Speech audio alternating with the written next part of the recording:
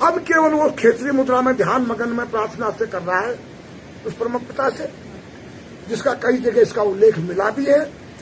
जैसे महाराज परीक्षित जब मां के गर्भ में थे और अश्वत्थामा ने जब उसके ऊपर ब्रह्मस्त्र का बाण छोड़ दिया था, तो भगवान कृष्ण जो है अंदर जाकर उस बाण की रक्षा कर रहे थे, उस बालक की, उस बाण को उस बच्चे के पास तक नहीं आने थे, उसको अपनी गदा से वहीं रोक रहे थे। तो बालक देख रहा है कि हाँ मेरे साथ कोई और भी है। अच्छा। लेकिन बाहर आने के बाद देख रहा है कि मैं अकेला ही हुआ हूं, कहाँ गया हो। तो वहां जो है वो प्रार्थना ध्यान मगन होकर पिता परमात्मा की स्तुति में लगा हुआ है। बाहर आने के बाद जब उसका नाल को काट दिया जाता है तो उसकी योग मुद्रा भंग होती है और वो कहता कहाँ कहाँ कहाँ कहाँ कहाँ कहाँ कहाँ कहाँ कहाँ, हम कहते चिल्ला रो रहा है यहाँ यहाँ यहाँ यहाँ यहाँ, तो उसको फिर कहते ले ले ले ले ले ले, उसकी मुट्ठी खुलवाते हैं, कोई चीज पकड़ाते हैं और वो मुट्ठी खुल गई तो बंद है मुट्ठी, लाख की है, खुल गई फिर खाक की है, कुछ नहीं है, और मुट्ठी खोल दी गई उसकी, जो संकल्प कर रखा था उसने। लेकिन अभी भी वो उसका ज्ञान है उसको, और ज्ञान किसको नहीं है, हम भी पढ़ते हैं क्या? अरे पशु पक्षी को देख, उनकी कितनी बड़ी नॉलेज है। गाय का बच्चा होता है, पैदा होते हैं, बाकी दूधी कैसे ढूंढता है, क्योंकि उसको भूख लगी है, उसको पता है मुझे दूधी है या दूध मिलेगा, तो फिर दूधी ढूंढता है।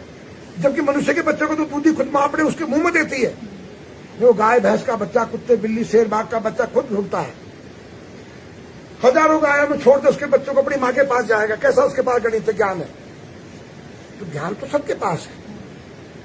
कुछ प्राणी ऐसे हैं जो दिन में देखते हैं, कुछ प्राणी ऐसे हैं जो दिन में नहीं देख के रात में ही देखते हैं, और कुछ प्राणी ऐसे जो दिन और रात दोनों में समान देखते हैं। ज्ञान की कमी नहीं।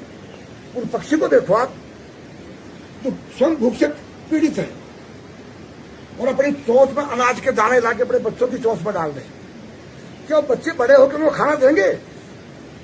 जब वो नहीं देंगे तो वो क्यों खिला रहे हैं उनको?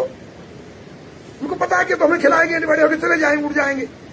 फिर भी वो संसार की अपने कर्तव्य, अपने कर्म को वो कर रहे हैं। कर्म क्या है? मधु और केटप भगवान विष्णु के कानों से उत्पन्न हुआ था। मधु है मीठा, और केटप मानी कड़वा। मीठा क्या है? राग, स्तुति, और द्वेष कड़वा, दुश्मनी। इस संसार का यही बना रही, इसी से कर्म गति हो रही है, इसी से कर्म चल रहा है। हम यहाँ केवल आए हैं उस परमपिता परमात्मा का चिंतन और भजन करने के लिए।